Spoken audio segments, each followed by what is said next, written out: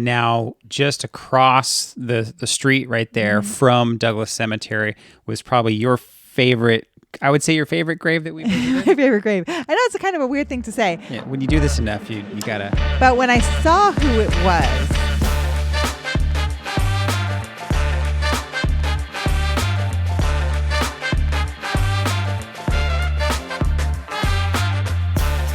Welcome to Talk with History.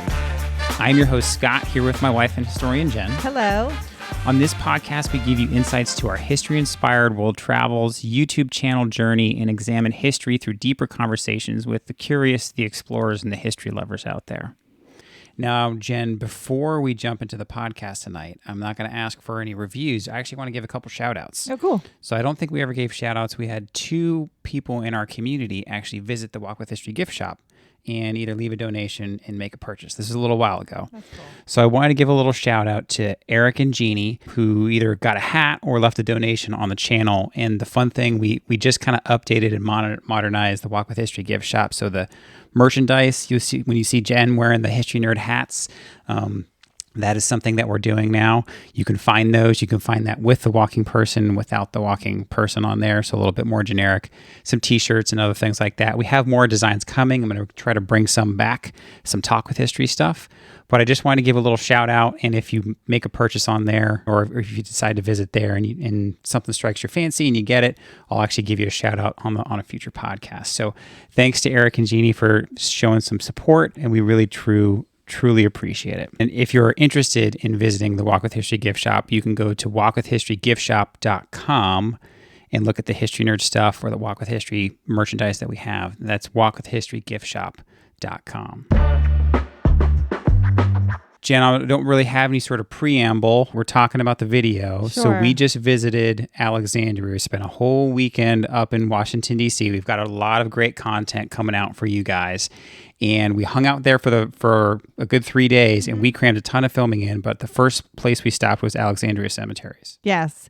So I had visited there when we filmed The Female Stranger. And I was just so amazed that this cemetery was kind of tucked into the center of Alexandria. In the middle of everything was the cemetery. And I found it so, again, striking that these cemeteries were very segmented by religion. That was interesting. And race. That's not anything I've really seen anywhere else. No. So I'll let you know how old school it is. Yeah. Because here we are in Alexandria. The cemetery started in 1803. Mm-hmm. So right after the birth of our nation. And people are very segmented by their religion, especially back then. And even if it's Protestant, it's all these different Protestant religions. It's Episcopalian, Methodist, and then there was a national cemetery. So, and one of the things we throw out that's kind of fun in the beginning of the video that I didn't know, we both didn't know until we got there, and we were just kind of reading the signs, and a lot of people commented on the video that Alexandria National Cemetery, which we visit at the end of the video, was actually kind of the precursor to Arlington. Yes. So that was pretty cool. That's pretty cool to learn. So there really wasn't as big of a need for a national cemetery. Not at the time. At the time, you had the Revolutionary War, but the people who were killed in the Revolutionary War were killed more on the outskirts in the different skirmishes that happened outside of the cities areas. And so when the Civil War starts to happen and people are killed in the cities, mostly not from just combat, but from illness, they ran out of places to bury them. And so they had to find national land because the country was burying them. The country was bearing the cost of the funerals. And so Alexandria was quickly filled. And that's when Meeg started to look around. He was in charge of finding national burial grounds. And he was very upset with Robert E. Lee because they were friends. And he knew he had a great location and a great home right there in D.C. And he needed land in D.C. So that was the precursor to Arlington. He started burying people at Arlington. Yeah, I thought that was so neat. And it was kind of fun to introduce that in the beginning of the video. And we'll loop back around to it when we talk about Alexandria National Cemetery at the end. But one of the first graves that we visited, I thought was actually kind of one of the most entertaining stories because it wasn't some gruesome demise, but it was this character who kept trying to escape the actions of the Civil War and just couldn't seem to. I So know. who did we visit at first?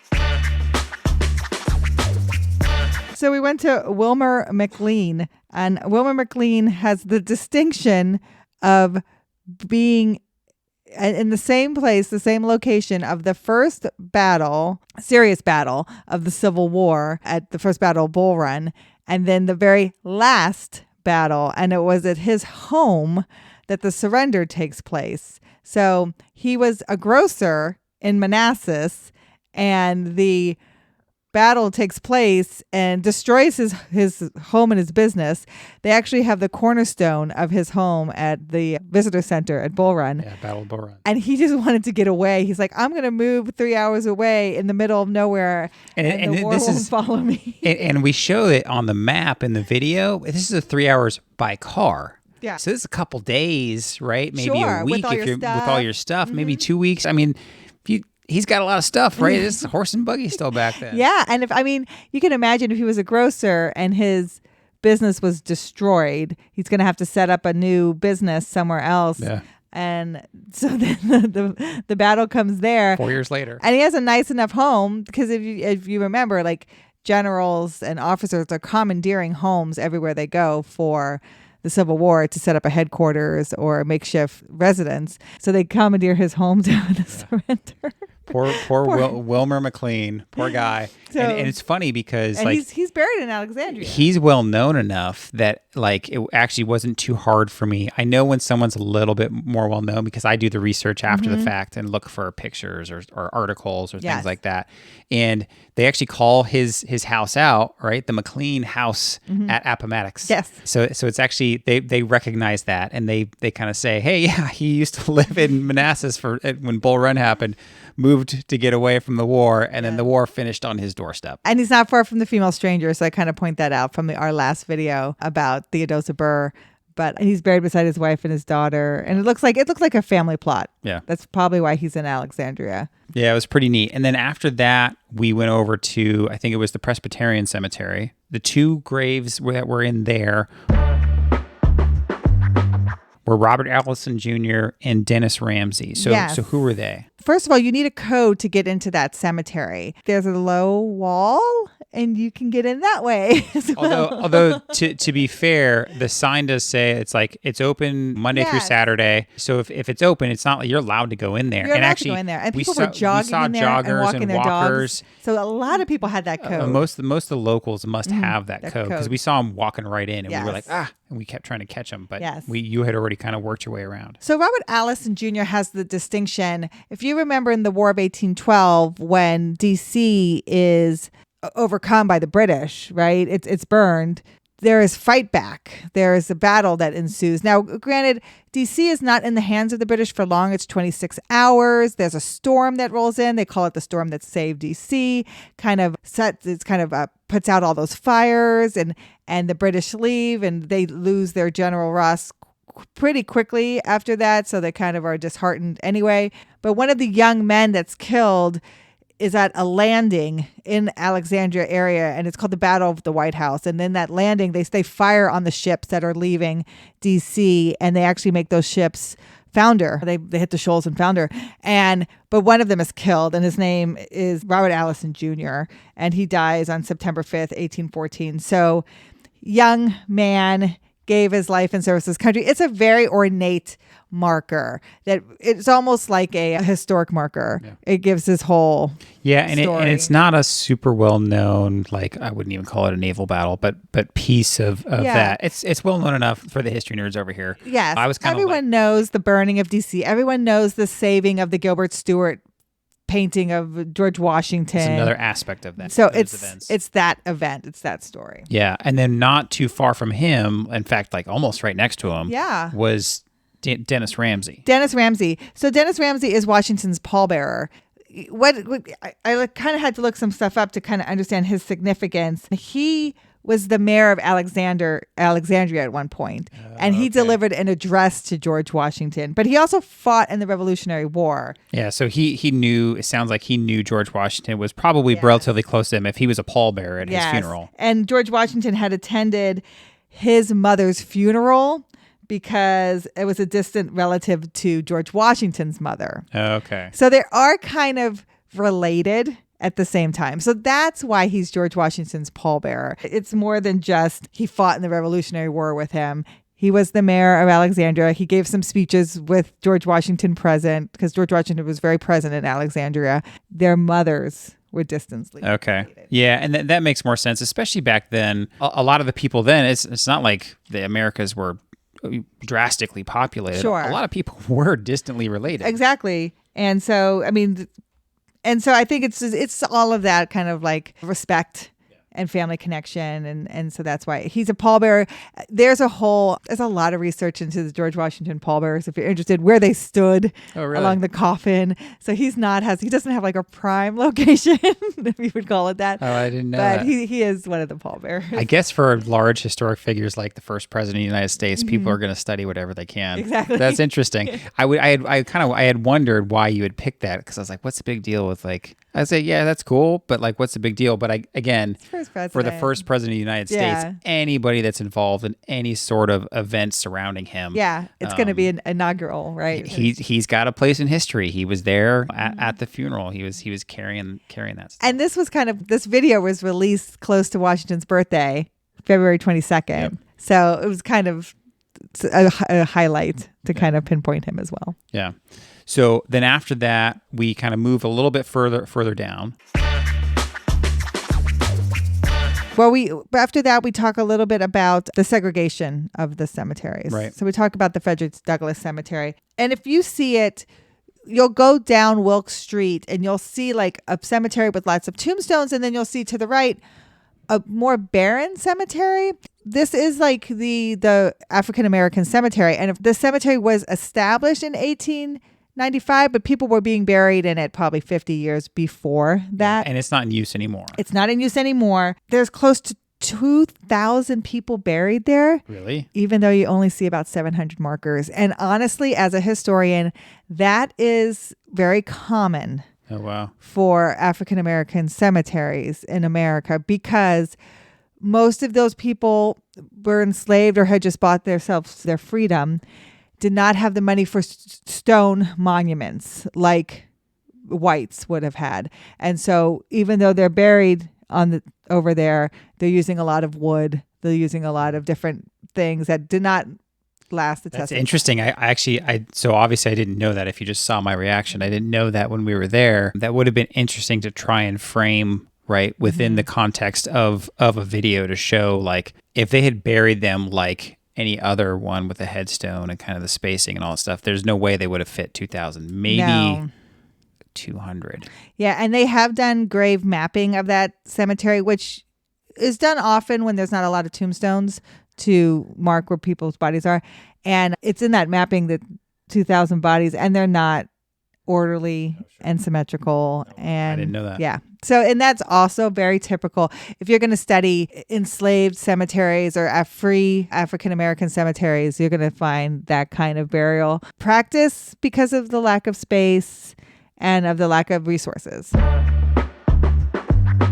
Yeah, now just across the street right there from Douglass Cemetery was probably your favorite, I would say your favorite grave that we visited. My favorite grave. I know it's a kind of a weird thing to say. Yeah, when you do this enough, you gotta. But when I saw who it was, I was excited. And I was excited because it's a central character in my favorite football movie, Remember the Titans. And we went to Julius Campbell's grave. Now, we went to Julius Campbell's grave. So if you've seen Remember the Titans, right? I wouldn't say the primary character is Denzel Washington, right? Sure, he's the coach. Coach Boone. He's Coach Boone, right? These two high schools that become integrated relatively late, like you point out, it's in the 70s. 1971. Yeah. And so you have Brown versus the Board of Education in 1954, and you're getting civil rights in the 60s. We just talked about Loving versus Virginia. That's 1967. And the high school was in Alexandria. It's in Alexandria, and that's 1971. So I want to show you guys a quick clip from that movie, and it's one of the clips that Jen and I talked about. And there's a later one. I won't show that one here on the stream, but I want to show that clip real quickly here, so you kind of know what we're talking about if you've seen. So this is the scene with Julius Campbell and his Bertier. It's basically his white counterpart. Yeah, so they're both the captains of their respective football teams from the schools that integrated. And so you have the best athletic ability of both. And so everyone's looking at them for leadership. And this is the moment. I love this moment because this is the moment where you see them kind of compliment each other and then also call each other out. Yeah, this is a great spot. Honesty? You want honesty? All right, honestly, I think you're nothing. Nothing but a pure waste of God-given talent. You don't listen to nobody, man. Not even Doc or Boone. Shiver push on the line every time, man. You blow right past them. I'm supposed to wear myself out for the team? What team? No. What I'm going to do is I'm going to look out for myself and I'm going to get mine. See, man, that's the worst attitude I ever heard. Attitude reflect leadership. And I just love that scene because they're both thinking they're the righteous ones. Yeah. And then they both come to realize that it's bigger.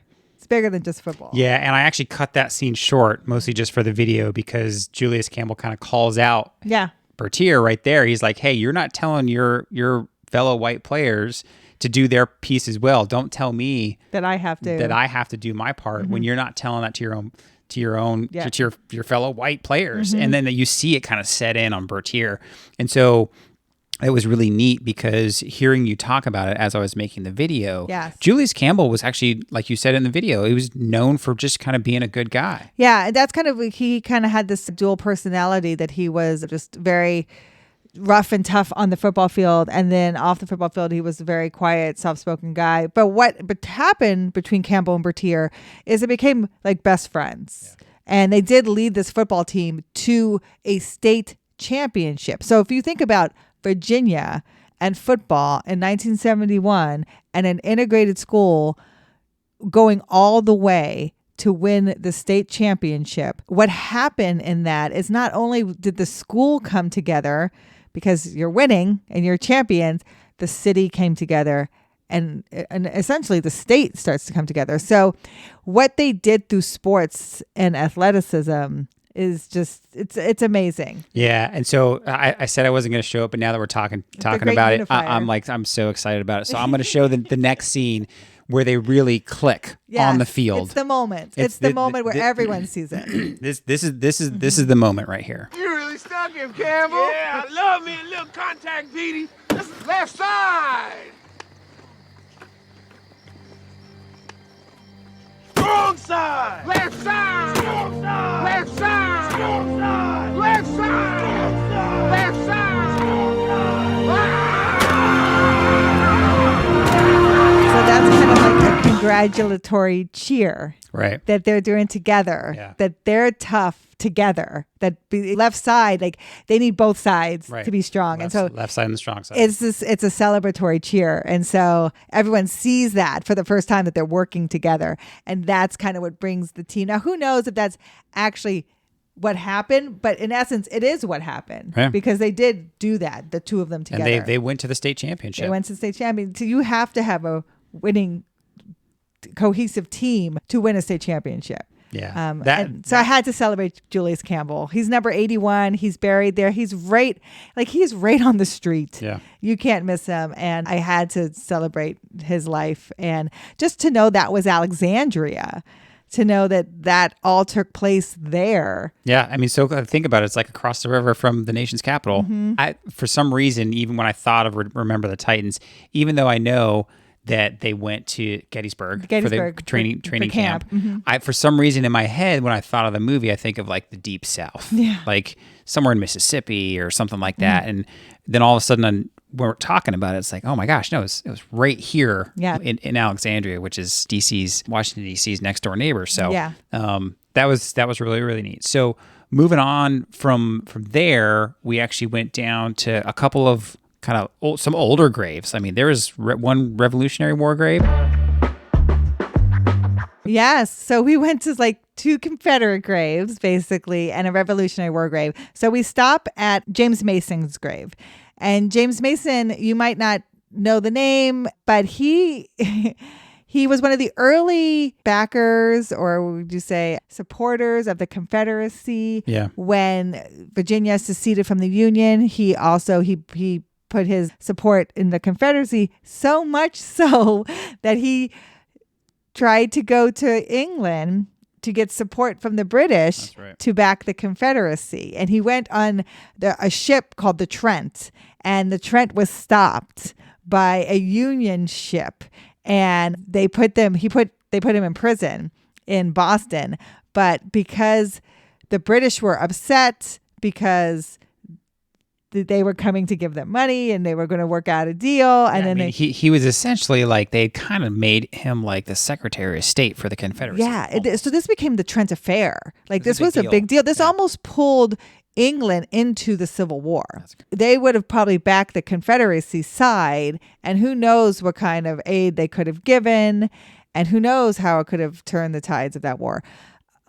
Because they were stopped, because Trent was put in because Mason was put in prison, the British didn't see the benefit of joining so they kind of stayed out of it. But if he would have made it over there, could have negotiated, who knows what could have happened. Yeah. But he's instrumental in the Trent Affair, and that is his grave there in Alexandria. So, but then we walk over to Samuel Cooper, who's super cool. There was a couple, it was a family plot. Yes. Again, so Mason's a family plot and Cooper's a family plot. And actually, there is a connection between Mason and Cooper. Oh. Because Samuel Cooper's son, who you will see the Confederate Samuel Cooper, was married to Mason's sister. Oh, I don't think I caught that. So yeah, I just read that myself. Yeah. Find a Grave will show you who's connected to. So that's kind of, they're all right there in the same family. Yeah. So tell us a little bit about, like, I'll call him Cooper Sr. Okay. So Cooper Sr. has, a cool marker that's giving you his whole bio. There was the original marker that must have fallen down. Yeah. They put it on the ground because the stone's probably so old. And then they created basically an exact replica. Yes. But it's actually standing upright. So you get to see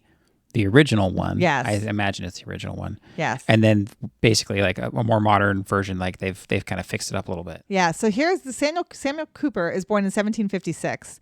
He's 16 years old at the Boston Tea Party, which he attends, which he's part of at 16 years old. Yeah. Then he's in the Battle of Bunker Hill. He's in the Battle of Monmouth. He's in like all of these huge Revolutionary War battles. He's a part of them. He's coming of age in 1776. He's 20 years old. So he's going to all these battles of the Revolutionary War, fighting beside George Washington. It's just instrumental in winning the Revolutionary War. So he has a couple stars and recognition there for what he did. He finished as a major. Yes. Now was it his son or his grandson? It's his son. Okay.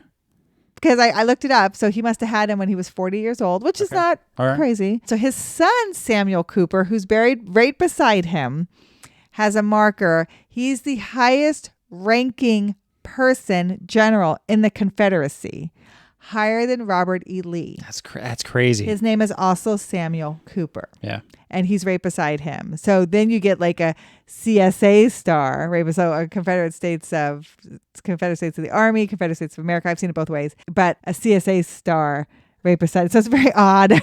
Yeah. Now, Samuel Cooper Sr. passes away in 1840. So well before the Civil War. So not there to kind of put his boot in his son's butt. Say, what are you doing? Hey there, kiddo, fighting for the wrong side. But they're buried beside each other there, and they're very close to the road. Yeah, and that's I guess one nice thing about the way that this cemetery is set up. It's large, but there's roads kind of running between the different kind of segmented cemeteries. Very walkable cemetery. Like I said, a lot of people walking there. Yeah, we saw a ton of people walking their dogs and jogging. Coming through and all that stuff. So, because it's right smack in the middle of the city. There's apartment buildings on every side, basically. Yeah. So even like when we were talking about the Douglas Cemetery, right? Again, I kind of like to step back and talk about the setting. It was an interesting setting because there's the very formal, and we'll talk about it here in just a minute, Alexandria National Cemetery. Very formal, closed gates, white stones. You saw the picture of our thumbnail. And the reason I included that particular picture for the thumbnail is I kind of liked the two different, like the dichotomy of this wall going down the middle, and there's Alexandria National Cemetery on the left. And then there's what was probably some not taken care of graves. I don't know if this was one of the colored cemeteries at the time, but it was stones falling over and this, that, and the other. And so it's two very different cemeteries, literally just divided by a wall. And so that setting amongst smack in the middle of a city with apartment buildings, and then we'll talk about Hoof's Run, and it was just different. It was really, really neat. Well, and I want people to understand too, with the Frederick Douglass Cemetery in particular, just because that's where they have identified the locations now does not mean buildings have not been built over where graves were. Yep. So in most old cities of America, cemeteries were on the outskirts of the city. However, as cities have grown and grow out, those graves are either relocated or not relocated and just built over. And one example, prime example, will be Memphis, Tennessee, because the main cemetery in Memphis, Tennessee, some tombstones were moved. The graves were not, and now it's the parking lot for St. Jude. Oh, yeah. You've mentioned that. I remember you've mentioned that a couple times. And that is pretty common. You're going to see probably that a lot in New York City. There have been times in New York City digging foundations or digging subways, and they hit graves. There was a very interesting study where they found a metal grave. Yeah, they did a whole PBS special on it. It's very interesting. They were popular in the early 1800s. Unless a cemetery is marked, maintained, there's some kind of trust to take care of it, it can go into disrepair. And if that land is prime urban land, you could be living over graves. Yeah, interesting. Yeah, no, that doesn't surprise me. Even though it's surprising when I hear about it, it doesn't surprise me that happens, because I've heard of that happening before. Now, if we're moving on from James Mason and Samuel Cooper, again, right next to those, kind of at the end of the street, was the much more formal Alexandria National Cemetery. So beautiful. It was gorgeous. We talked a little bit about it, so you guys have heard the background. Essentially, this was the precursor to Arlington National Cemetery. Yes. I think you said it was they really kind of started using that spot when there was yellow fever that swept through in the early 1800s. Yes, they started using the whole cemetery, but the National Cemetery wasn't really started until the beginning of the Civil War. Okay. When they just had so many unknown soldiers in the first couple battles, and they needed to bury them, and the federal government needed to bury them. What's interesting about that, it's not a large cemetery, which is why you could probably see it would run out of space relatively quickly. It is beautiful. I had seen it for the first time doing the Female Stranger again when the wreaths were all still on the graves for Christmas. So it was just breathtaking. But one of the things we visit there is a marker to 4 gentlemen who died in the pursuit of John Wilkes Booth. Yeah. And they died of drowning crossing the Potomac. That's right. And they were civilians that worked for the quartermaster. So they weren't technically military, but they are buried in in Alexandria National Cemetery. Yeah, we looked that up kind of think after the fact. So there's a marker to them. It's like a boulder with a bronze statue on it. And the 4 of them are buried in Alexandria National Cemetery for their service to their country in pursuit of the assassin Booth. John Wilkes Booth. Yeah, that's so interesting, right? And sometimes I'm surprised because I'm wandering around Virginia and DC and the East Coast, and I'm like, oh my gosh, that's tied to what that other thing that we just visited. We went to Booth's house, and we went to Dr. Mudd's house, and we went to this, we went to that, and oh yeah, this is the same thing as that over there. It's like, it was all in the same area. Yeah. So because that's where a lot of American history was happening for a very long time. Sure. And when he leaves Ford's Theater, he's cutting through Alexandria, basically, like he's cutting down that direction. And so, of course, people would be pursuing from that, who lived around that area.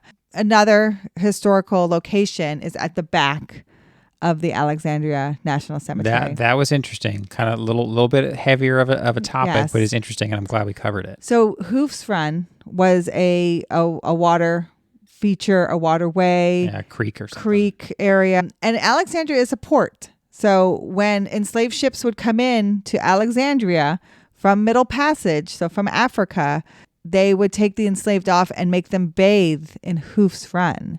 And so you have women, children, and men who are bathing in Hoof's Run before they go into the slave markets. I don't like calling them slave markets, mostly like human trafficking prisons before being transferred into larger enslaved areas. Who knows how long the treks they're making, but to Mississippi, Louisiana, Alabama. So this is the place that they would bathe. Yeah, and it looked like there was a lot of work being done there. And I don't know if that was because, again, there's an apartment building across the street or whatever, or if they were actually building something up over there. Because I could imagine some sort of walkway tribute to that. Yeah. Because that would be an amazing kind of just historical kind of feature around the cemetery where everybody's always walking and running. And I think they are building some kind of remembrance. Yeah, some sort of tribute or something like that. Marker. Yeah. So that was neat to see. And again, I don't do it too much, but I like to toot my own horn. I got a couple compliments on some of the videography and stuff. And it was good videography. And so just showing Hoof's Run there and kind of like get a little bit of a feel for what must have happened there. So it was interesting because there's not much there. It's not like this is a river. There was like very, very little. Now, again, this is a couple hundred years ago. Sure. It was interesting that all that's happening right there. And it's called out. I mean, you look at Hoof's Run on Google Maps and it points it out right there. Yes. It's a known spot of history. So what you're getting life and death, hardship, overcoming terrible hardship. This is history. Yeah. This is the history of a pretty significant suburb of our nation's capital. It's all there in one location. And we don't do a ton of graveyards. We do a couple, but we always have enjoyed doing those kinds of videos because they're so different, the history makers and the people that are buried in a cemetery. And there's so much history to cover in their lives that it is just a pleasure. Like even this story, you get people from every war represented and even current affairs that movies are made out of. And they're all in one location. And that's why cemeteries to me are always just fascinating. Yeah, I mean, not only is it slightly easier for us to kind of film a video because it's all in one location, even though half the time we're trying to hunt these things down. So it's good to have kids if you're ever looking for cemeteries because you can just cut them loose. Hey, this is the name we're looking for. Go run around and find it. Our youngest found McLean. Yeah, that's right. Because we couldn't find him for a while. These interesting characters, sometimes I have other kind of production and podcast and video ideas that I've always thought about doing. And we joke about who's the interesting character from Gettysburg that we always, Dan Sickles. Yeah. So we always laugh about him, but I think he's an interesting character. I would love to make a podcast series about him. Yes, we will. Or even Wilmer McLean. Wilmer. I think he's an interesting one. He's just one of those interesting characters in history who's got this. He wasn't a huge contributor, but he was just there. Yes. And just for some reason, he kept popping up on the map. And I just thought that was so interesting. So that's, to me, are some of the things that I kind of take some joy out of for myself is these interesting characters. And the hermit that lived at Fort Norfolk for a little while, I thought he was really interesting. Yes. And this, that, and the other. So that's the thing I like about finding these little interesting nuggets of history that we get to bring and share with you guys. You won't find it really otherwise unless you're really kind of out there looking. And that's what we like to do, and that's what we like to share. Thank you for listening to the Talk with History podcast. And please reach out to us at our website, talkwithhistory.com. But more importantly, if you know someone else that might enjoy this podcast, please share this with them, especially if you think that today's topic would interest a friend. Shoot them a text and tell them to look up the Talk with History podcast because we rely on you, our community, to grow, and we appreciate you all every day. We'll talk to you next time. Thank you.